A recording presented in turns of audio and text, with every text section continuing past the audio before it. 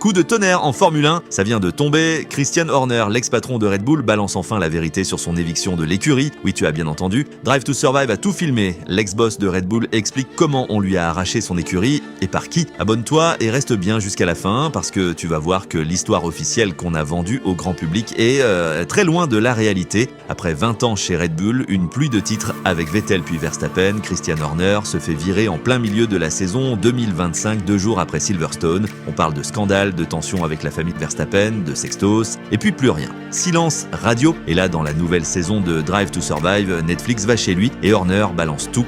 Il explique qu'on lui a tout retiré, qu'il n'a même pas pu dire au revoir à son équipe et surtout il démente la théorie numéro 1. Pour lui, Max et Jos Verstappen ne sont pas responsables. Selon Horner, la décision vient d'en haut. Oliver Mintzlaff, le boss de Red Bull GmbH, aidé en coulisses par Helmut Marko. Depuis la mort de Dietrich Mateschitz, il dit que l'équilibre du pouvoir a totalement changé et qu'on le voyait comme un patron devenu trop puissant. Il en profite même pour refiler la patate chaude à Marko sur certaines décisions sportives, comme le remplacement expéditif de Liam Lawson. Et cerise sur le gâteau, Horner lit un message de Toto Wolff qui lui écrit « Tu as été un vrai con, mais sans toi, la Formule 1 perd un de ses plus grands méchants », a écrit Toto. Alors dis-moi en commentaire, tu crois à la version Horner, complot interne signé Marko et Mintzlaff, ou pour toi, il cache encore une partie de l'histoire? Like, partage à ton pote fan de Red Bull et abonne-toi si tu veux d'autres décryptages comme celui-là.